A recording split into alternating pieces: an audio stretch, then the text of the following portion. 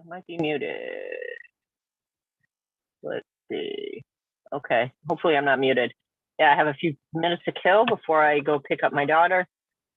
She's got a job thing, looking for a job. So I spend a lot of my time driving people places. And so, yeah, the thing with this is I can't see the comments. So I don't know if this is going to work for a option.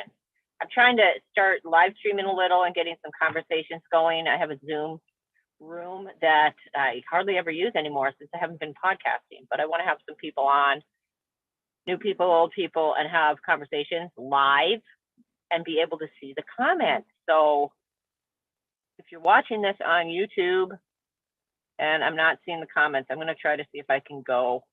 Let's see. Yeah, I don't see anybody on there. Oh, one is watching. I guess that's maybe me. I don't know. But yeah, Easter was yesterday. I don't know what your feelings are about Easter. I will say that I didn't do anything really significant.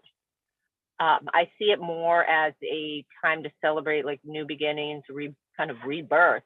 I have this quote that I put on social media that came to me. Of course, it's all just coming from filtering through, but it was, let me see, gosh, in every now moment, basically choosing love over fear. That's like the message of Easter. You can always start again in a new moment and choose love, and you come from your heart a little more. I'm not here to debate whether, Christ was God or not. I personally believe that definitely came down here for some significant work and walked the face of the earth, and really was an example that we were meant to exemplify, not necessarily to worship. So yeah, the teachings of Christ have been an important part of my trajectory, I'd say, but I'm really not being dogmatic about it and thinking that some external source is going to save me. Yeah. I believe we are connected to source, but I don't believe some external source. As I was raised in religious circles, it's going to come down and or I'm going to get taken up to the skies or whatever in the rapture. And no, it's all here and now. And from what I hear, the energies right now are incredible, like they've never been before on the planet. I do know from following some space weather people that, yeah, that's really true. The Earth's magnetic field is weakening, the poles are shifting, and that has an impact on all of us. So, yeah, back to Easter. Spent some time with family the day before, and it really kind of felt a lot of resentment about obligations that I had on Easter. I'm not going to lie. I'm going to hold compassion for myself. I went up to see my daughter. I think that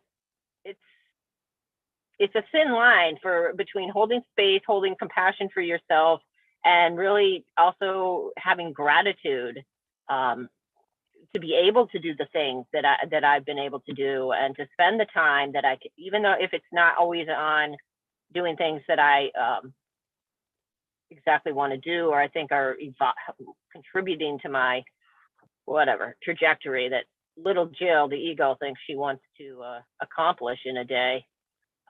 It's always like, oh, I have to do this, and oh, I just, and it's a lot of heavy and emotional lifting, especially as a parent, dealing with adult kids that are on a different trajectory. And boy, I can say I'm blessed in lots of ways, because it could be a lot more challenging. And I certainly fall to my knees with I just have so much respect for those that are dealing with far more significant caregiving responsibilities than I have. But not to gaslight myself. It's subtle. It's subtle when people can't drive places, or they can't get, they can't just access the trajectory of emancipation into adult life that we assume is our birthright, kind of like go to college or whatever. It's just such a different path. And I'm trying to get my youngest son to drive, and because he's had epilepsy and whatnot, he hasn't been able to get his license, and and the reading thing's been tough for him.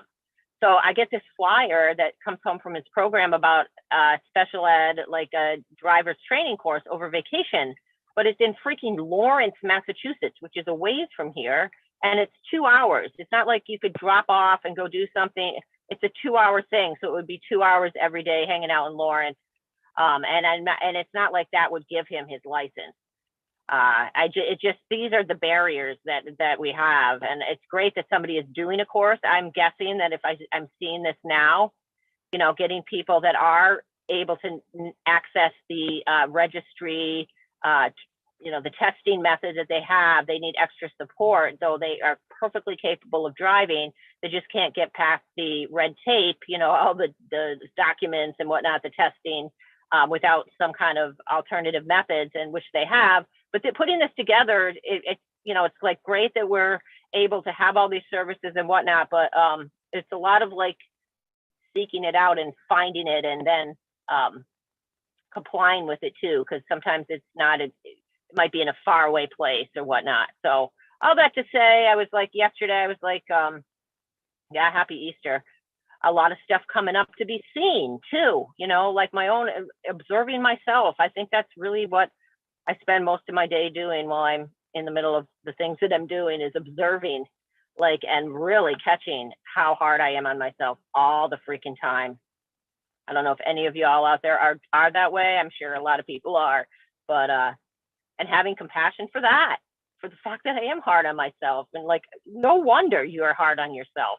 Kind of taking it back a notch. Well, look at that. Look at, you don't want to go spend time driving 3 hours for a half-hour visit with your daughter that isn't going to be as productive as you might like. Yeah, been doing it a long time. I have some compassion for that. Compassion for the fact that I don't want to do it sometimes. Yeah, I think that's what I'm coming up against, is just being brutally honest, and that, yeah, I'm going to do this, and I'm going to be grateful, and everything is just peachy keen, and I'm going to sail on by into the day, and it's like you're pushing down a lot of stuff, and so now I'm not pushing it down, so it's all coming up. I can't lie to myself. It's like this, you know, this, not that I thought you know, I think we don't even realize how often we are not really able to accept our inner truths. So yeah, I'm rambling here and I can't see the comments. So if anybody's commented, I am going to figure this out next time I live stream. Got a little more time here. Let me see if I can see. Yeah, I don't. Okay, maybe it's time to end the meeting. I think that's all my comments on Easter. So I might not even be live streaming. I don't know. Am I? Well, okay. Show captions, chat. There we go. Well, that's in the Zoom.